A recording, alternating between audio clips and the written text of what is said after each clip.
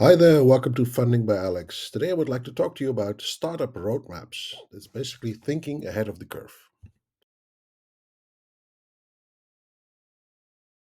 So let's start with what is a roadmap. Basically, you can't start a company and then immediately finish, all of your plans in one go. So when you get funded, basically, it takes time to build something. That takes time, money, resources. So you basically need a period of time to do or carry out your plan.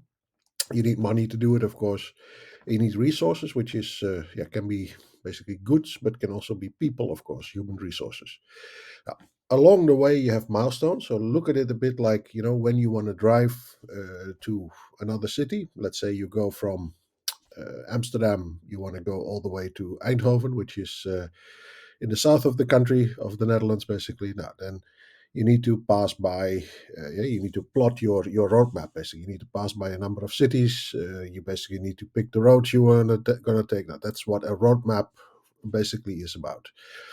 It's predicting the development of your startup. So you have the end in sight.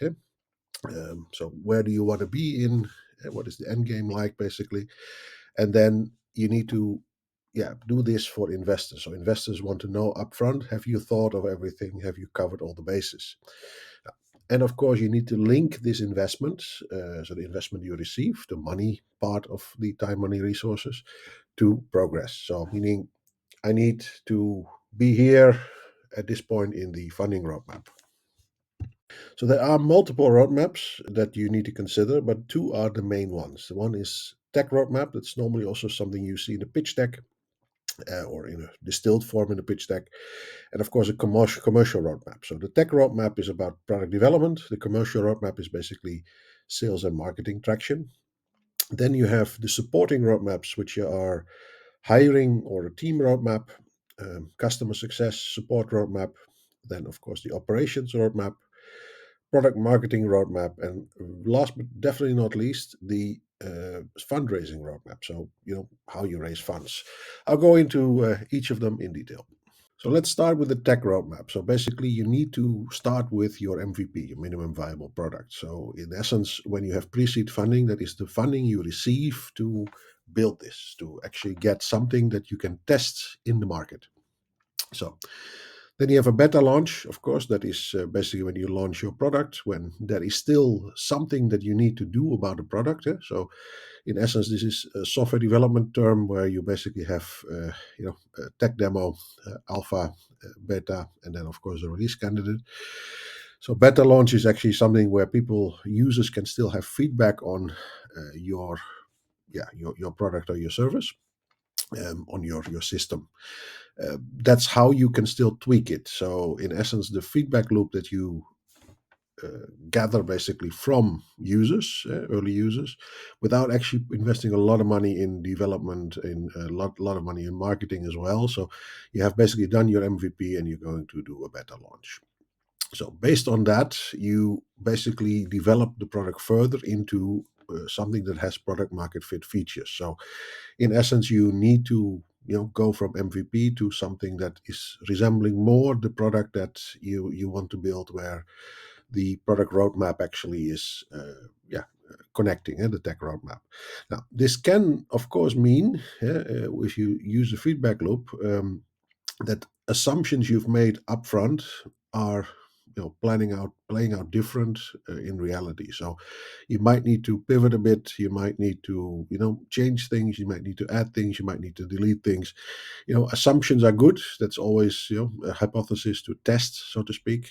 But yeah, you need to also be nimble and agile, basically, to adjust your tech roadmap. And then, of course, when you have something that has product market fit, so meaning there is traction, people are starting to like your product, starting to use it in the way that you intended, and also the duration of usage. So the frequency and duration actually is at the level you would like them to. Then you need to do scalability and optimization. So that is actually what basically the end of the tech roadmap basically is. So this is something where investors don't need to have huge amounts of detail, but you need to have this in case there is, maybe one slide on your pitch deck, but in case there are a lot of questions about it. So you have some tech savvy investors who are really very much into tech, the tech part of it. So the details of how things work. Then, of course, you need to have this, and yeah, preferably also a technical founder to help explain it. Then we get to the commercial roadmap. That's the other main roadmap that you need to explain. So this is very interesting because the tech roadmap is actually what it is, and then the commercial roadmap is, of course, like how you're going to make money. Yeah? So in essence, this is what, where investors also will get their ROI. Then you start, of course, with the first customers, so the early adopters. That is basically where the commercial roadmap is starting. So then you have, basically revenue milestones you need to build in. So every stop in the roadmap, every city in the roadmap that you are from your starting point to your destination, you need to put these milestones. So um, that can be, something that is varying depending on the market you're trying to service.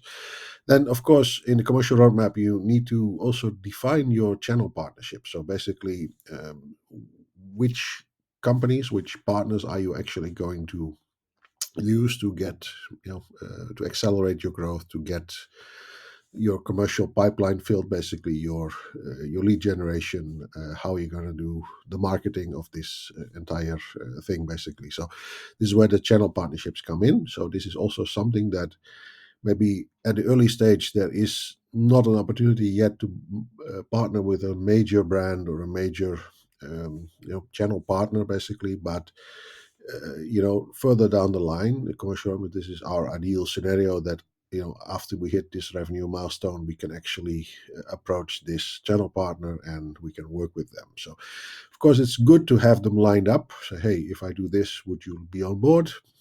And of course, this is also the holy grail of scaling international expansion. So you are starting in your home market. Now, if you start in the Netherlands, which is a small market where I'm based at this moment, our home market, most of the startups here are not that interested in the Netherlands as a market because it's a very limited. Limited market, basically limited number of people, limited potential for B2B as well. Similarly to in Singapore, it's a very developed market. So you see a lot of startups here in the Netherlands, but also a lot of startups in Singapore, for example. But these markets themselves are quite small. So most startups that are starting there, they have this international expansion already on their roadmap, where they have a point where they are ready.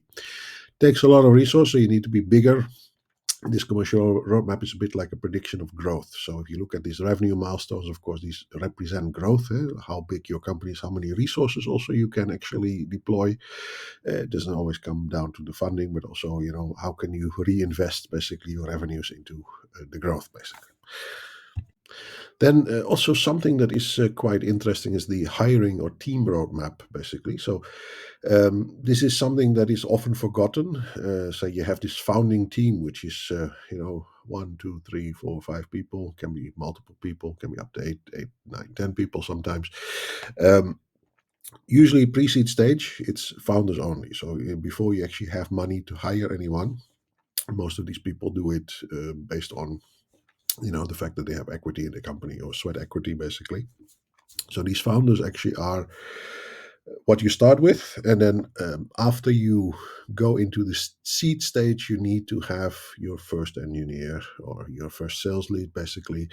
So you need to have external talent to cover these bases, because you can't scale people. Systems can be scaled, people can't be scaled, so they have a fixed workload, basically. You know, of course, that currently systems are evolving with the help of AI to make people more efficient as well. But I mean, there is a limit to it. There's 24 hours in a day, 7 days in a week, and you need to eat and sleep as well. So even if you stretch that, then you still need people. So the first engineer and sales lead is actually in the seed stage that you need to get some help on the tech side and some help on the commercial side. You see actually the two main roadmaps is actually where you initially invest your people.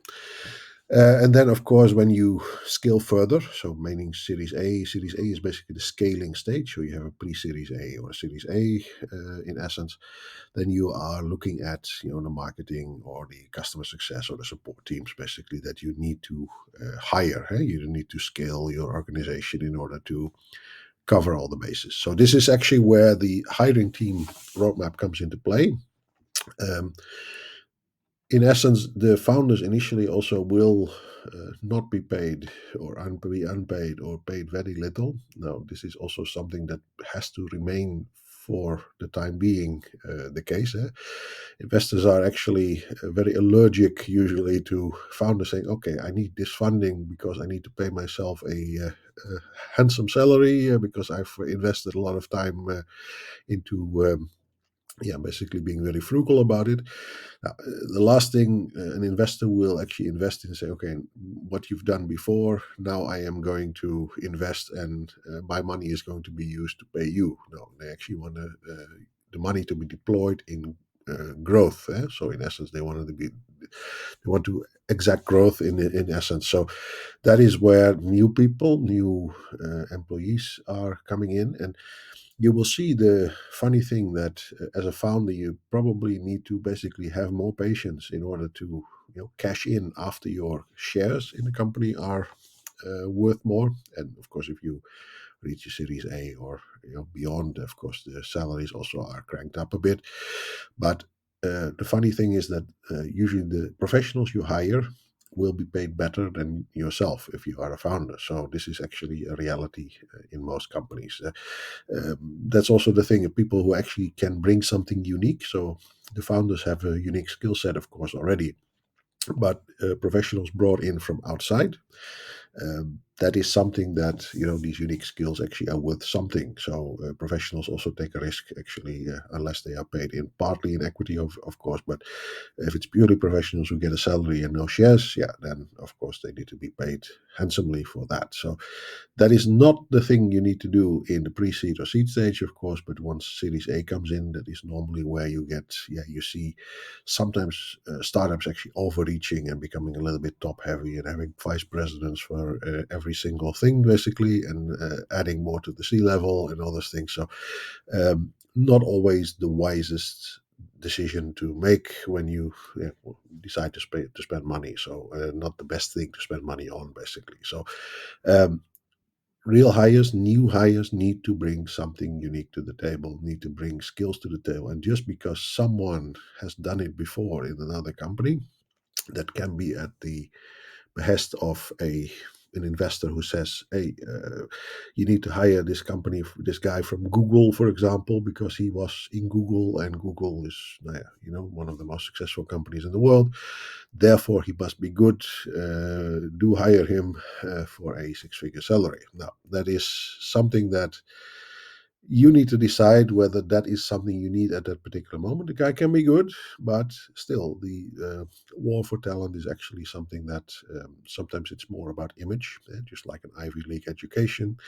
It's good to have someone with a Harvard degree, obviously, but those guys also are human and fail just as much as someone from a regular college. So the point is, you need to spend your money wisely. Don't go on a spending spree for things that you can't afford at that particular moment. So that's what I'm trying to say here. So then we come to the customer success or support roadmap. So you have basically the founders need to do everything. So if you look at to MVP to early launch, or the beta launch, basically, that is where founders are still leading the support. So you need to basically probably clean the floor as well, or sweep the floor if the that you can't hire a cleaning lady yet. But so in that sense, it comes down to that. Then of course, when you are looking to scale, so scale the business after you get traction, you basically need to do the basic onboarding and help this setup, which is actually the initial people in the company. So just to elaborate a little bit on the hiring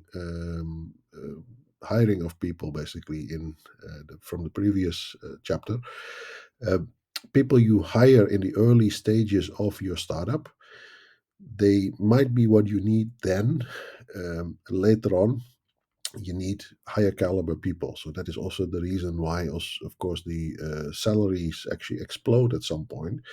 And people who used to actually, have a significant role in the company, they are less prominent in the company when it grows into larger proportions. I've worked in startups myself where you know, people who actually were there at the very beginning, they were stuck in like middle manager or even junior roles still, because back then, when they started with four guys basically, and they grew to a company of 600 guys, yeah, then um, the roles were different. Everybody had to be more of a generalist. So you have basically people who can do multiple things well, and later on, you have more experts, basically. So people who are really making the difference. And then these generalists actually become a bit, yeah, a bit of a crunch. Yeah? Like, not that they are useless or anything like that, far from it, but they are unable to really cling on to the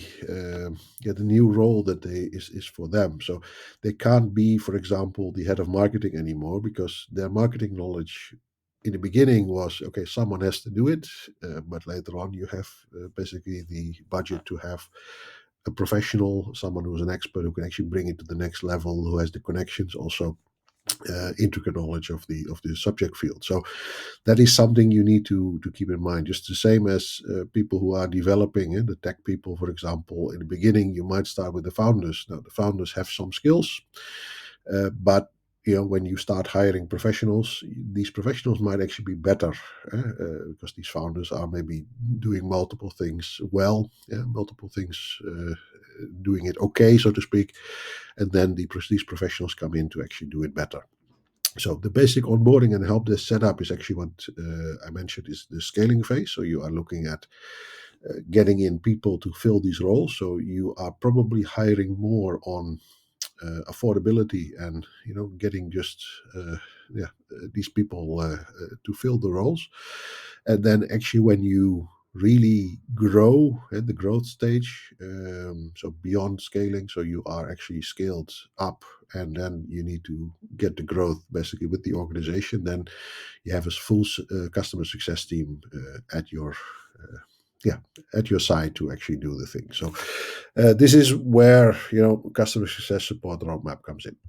So the operations roadmap actually comes in at almost the same level, where you say, like, look, in the early stage, you need like just people to fill the roles. So you have someone to do finance, accounting, just do these basic things that need to be done to get all the processes actually going, keep the processes going.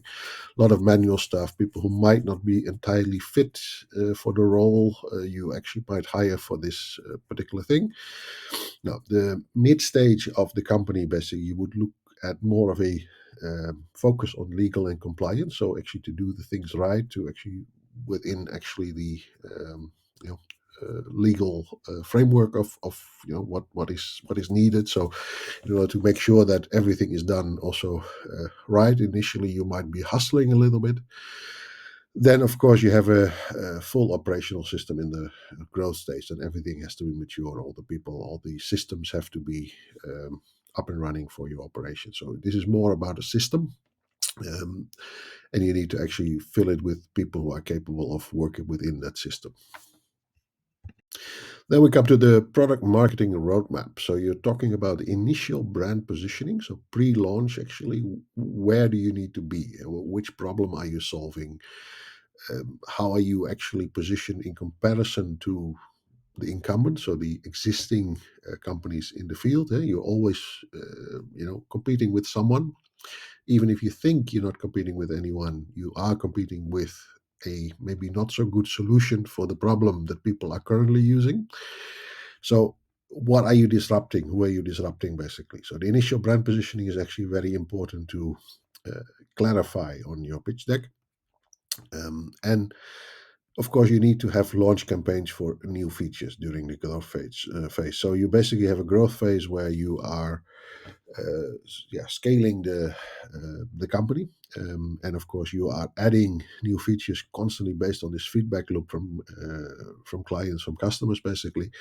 And every single time that you have a new feature, you need to use that to, you know, market yourself. So in essence, that is the flywheel type of um, marketing campaign that you need to get in the air, so to speak, in order to tout your own horn and yeah, onboard new users. Basically, this is the user acquisition part of it.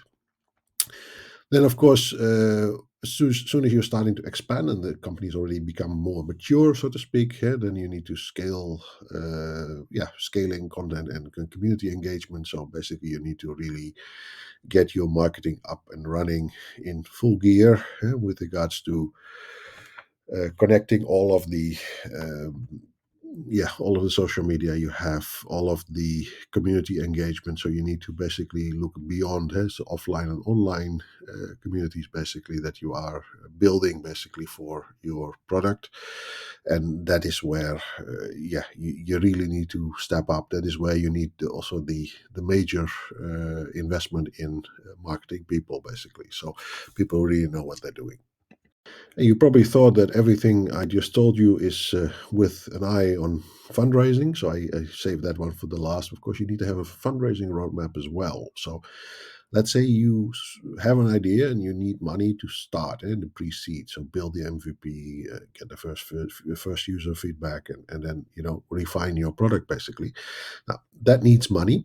There are people who come to me and say, Alex, can you help me raise money, raise funds? But I need $1 million to get this off the ground. And they want to go from 0 to 100 in, 10 seconds, basically. So that is something that is not working that way. If you look at the MVP, that means basically, okay, you have an idea, go test it. No, that is what pre-seed is actually about. So this is where you need to build your roadmap for fundraising as well. So how much money do you need? If you go from pre-seed, I need $50,000 in order to, test my hypothesis, to actually get the MVP, first user feedback, refine the product, and test the hypothesis, basically. So then, after that's done, you need to go to seed. So meaning you need another round of funding. So that is something you need to already in advance put on the roadmap. So this is the time where you actually get the first revenue. So early revenue. So pre-seed is usually also pre-revenue. So early revenue, basically, and you validate the products. Meaning, after initial traction, you test the product when it works. People, it resonates with people. Now seed is actually where you look at cohorting your users. Cohort is basically where you onboard a number of users that actually behave the same as like one group, basically, of users with the same behavior, the same conditions that they were onboarded. Now that is basically where you need to test or validate whether your product actually still holds up, the Pepsi test, so to speak, whether your product actually still resonates with people and can be scaled. So this is where, the crucial moment. I think every stage is crucial, obviously, but I mean, this is where pre-seed, seed is usually where companies are do or die. So a lot of seed funded companies actually can't make it because of, yeah, there's still something wrong with their value proposition, and they're unable to really tweak it. From early revenue, they want to scale it maybe too early. It's also something where that's why actually you need to have a logical fundraising roadmap where you say, look, go from pre-seed to seed, and then from seed. Now, yeah, okay, then I put Series A here, but it could be pre-Series A. That could be, in essence, where you really need money to scale the sales, to scale the company. So this Series A is also normally where you are getting the money to really invest seriously in marketing, in building a sales organization, in scaling this, and getting real tangible partnerships on board to expand your market share, basically, to expand the market. Now, um, you've probably heard of Series B, Series C, and so forth. Now, these are consecutive funding rounds. It doesn't have to mean that beyond Series A that there is more funding needed. There are also companies that actually just raise once and never again, so they are able to get get it done with pre-seed and seed. They do with their own money, and then Series A actually is maybe the first time they get investors on board, and then they never raise again. So that is, you basically have no further need for capital. This is the reason I'm saying this is because the funny anecdotes is basically where I get a lot of requests from people say, Alex, can you help me raise funds because I want to start a company, I want to actually or expand my company basically, and then I said, okay, what do you need? Now, how much can you raise? I said, theoretically, it's infinite. Yeah. So in the end, you can keep raising money indefinitely as long as you have equity to to put up. But I mean, the point is like you need to have a connection of funding with your roadmap. So your other roadmaps that I said, like the commercial and the tech roadmap, basically the funding is actually connected to that.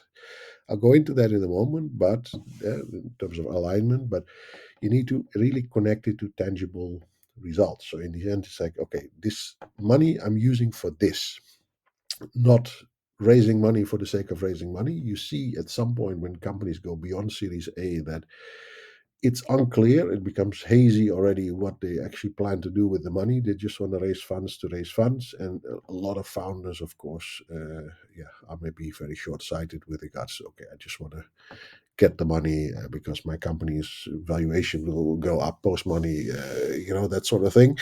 So this is something you need to basically come prepared, where you say, look, I need this for that. Yeah, so I need this amount of money to do that, and I think that is, a healthy way of approaching it, rather than saying, look, raise as much money as you can. It's not like sales. Yeah, sales is actually knocking on doors and trying to get as much as possible sold as you can. But so fundraising is actually for a very specific purpose. Investors are not just waiting for people to hand out bags of money. They actually need to see, is your product viable? Is your company viable? Who is going to do it? So it's a jockey and the horse thing. I think I've said it before in previous videos, but if you look at the jockey is you as the founding team, that is about 80-90%. The horse is about 10-20%. So this is actually something my friend Edward from Gaio Capital once shared with me. So giving credit to my friend here. He basically gave this analogy where the jockey is actually something that really determines the success. So are you able to formulate all this, this entire roadmap? Do you have it in your head? Do you actually have the team to do all the things that you put out in the roadmap, basically? And the horse is actually just the idea.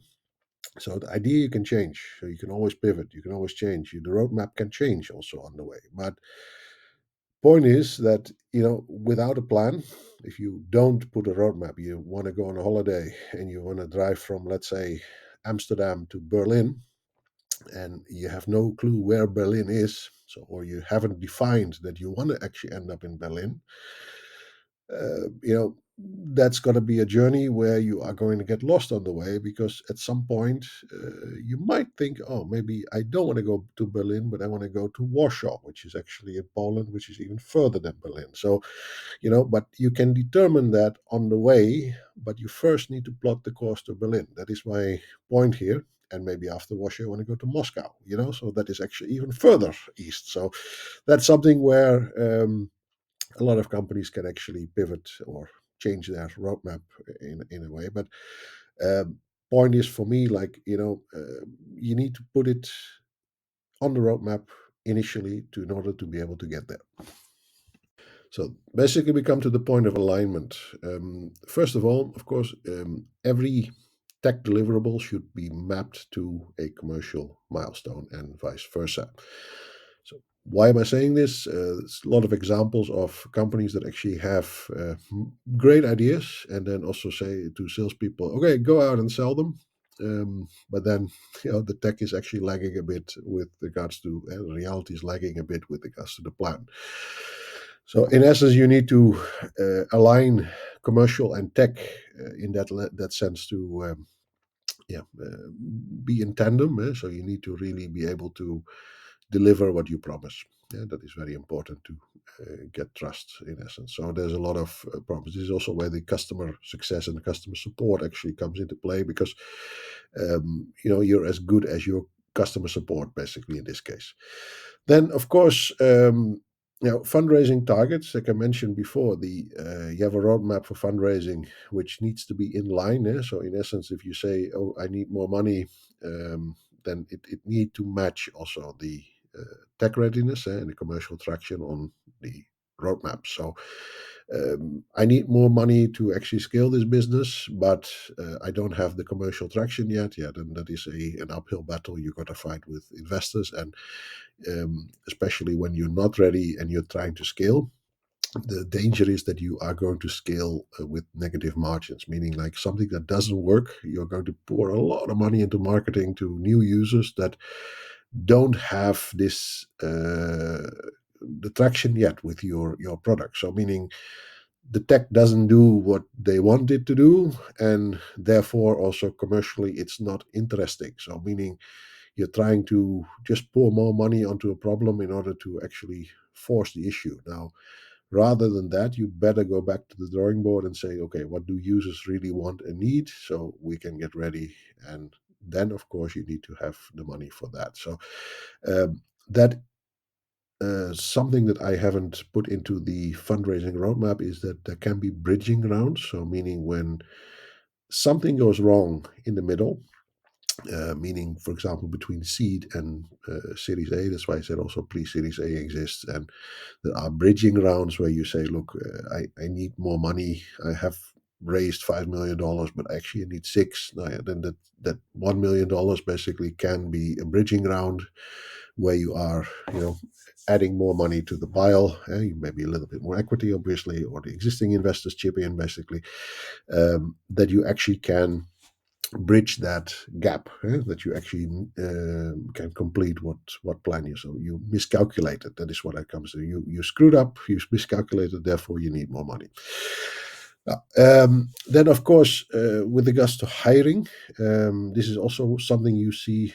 Usually, hiring explodes when companies are being funded, and then when the money is gone and the traction is not there, then there's a mass layoffs. It is a bit like a harmonica type of movement in startups. I've seen it so often where mountains, the highest mountains were not high enough actually for paying the highest salaries to new hires, and companies actually are really paying maybe too much also for people because they need to do it ad hoc, where you say, oh, I need to I'm scaling at this moment, then I need more people. So they are actually putting the plans, kicking the plans in motion without actually getting the hiring and teams roadmap in order, because in essence I'm getting in $5 million to scale this idea and put in a big marketing campaign, but not having thought of that. Oh, then I'm getting a lot more B2B sales inquiries. I'm getting a lot more customer support requests. That means I need more salespeople. I need more customer support people, basically. So uh, that is something you need to anticipate. Better to build it first, hire it first, and then um, utilize it rather than just reacting when overwhelmed. Of course, both is possible, and it's not the end of the world when you are, maybe growing a bit faster than you can hire. Hiring is also a time-consuming matter. AI makes it a bit easier now, but in the past, if you look at and my personal nightmare was that I needed to hire 25 commercial people, and in the meantime, my schedule was full to the rim. Well, I said, okay, when on earth do I have time to interview any of them? So I had to delegate it really to a lot of okay, it's your direct report, therefore you interview them. So some of the people that we hired at that time were actually not people I interviewed directly. Then um, you can't really have that feel for whether they are the right fit for you. Maybe the person you trusted the task to, you need to trust, obviously. But I mean, apart from HR, there are users basically in the department, the commercial department in this case, that, for example, maybe have a different idea about what they need for the job, or whether someone actually could say the right thing when they were in an interview, and then it turned out to be less spectacular when they actually were hired. So this is one of the things that, reason why I think for most hires also it's good to have involvement from very senior people. And the most senior people in the commercial department should actually be involved in the commercial hires as well. Maybe even founders. I've also worked in a startup where the C level actually was involved in every single hire, right down to the junior level. Um, you might think, okay, is that really needed? But on the other hand, yeah, who am I to say that that is not needed? Because in the end, um, this is a choice that's the founders are making for someone who is part of the company. If you look at, is this a right fit, is this a right hire? If not, yeah, then I delegate it to someone, and then this person already is actually at a disadvantage when he starts, because he wasn't hired directly by the founder. So um, suffice to say that if you are talking about companies that are scaling to hundreds or even thousands of employees, I'm pretty sure that the founders of Google are no longer hiring everybody personally. So in the end, that's just impossible for for the scale of the company. Now, and then the customer success and also the support actually becomes really crucial after first significant revenue milestones. Now, I've basically been a part of a startup where customer support definitely was a headache. So we had a lot of churn from, so we spent a lot of money on acquisition of new clients. And then we were actually looking at losing a lot of clients because of the poor support that maybe was an afterthought. We had a lot of um, a lot of new people on other departments, but actually the support was actually not developing in the same way. So, and when you look at customer success, also it's more like was transitioning from a transactional thing to, okay, what does this customer need? How can we actually work with this customer to also make sure that they are happy, that they win, that they are actually growing and benefiting from our solutions. So in the end, this is something that it's a bit less relevant maybe when you're trading, like selling and buying and selling, obviously. But I mean, the point for me is more like when you are, especially when you're in a tech startup, that is easier to do than when you are in a startup where they're actually selling a tangible product, maybe, or really trading commodities. Like in this case, I was in an agri-tech company. Now, yeah, that's something that is a bit less. Less easy than it sounds, basically. So, having said that, this is really crucial. Where I would say, like, your customers need to be happy. They need to actually also really benefit and be successful thanks to your solutions and your services, basically, or your business your business that you're doing with them. And that really is a significant thing. Is like if you look at rather than actually just maybe it's the last thing I should add to it, rather than just focusing on one roadmap, just building a good product or just selling a good product. Basically, you are building a company that needs to actually have everything working in harmony. All these roadmaps actually need to develop in the same pace together, because that supporting roadmaps actually are equally important, even though they are supporting roadmaps. You're building a complete company with, I think everything involved. So, in essence, if you want to actually have success for your own startup, you need to make sure that all of this works together. Was a long one, this one, a longer one. I hope you enjoyed it. If you did, please do like and subscribe. Please follow us on Facebook, Instagram, LinkedIn. Feel free to send me an email at alex@goldendragoncapital.co if you would like to have more information or have a question or comment, basically, please feel free to leave them in the comments as well.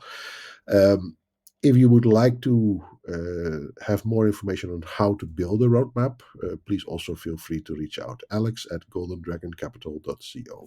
Thank you so much for watching. See you in the next video. Bye bye.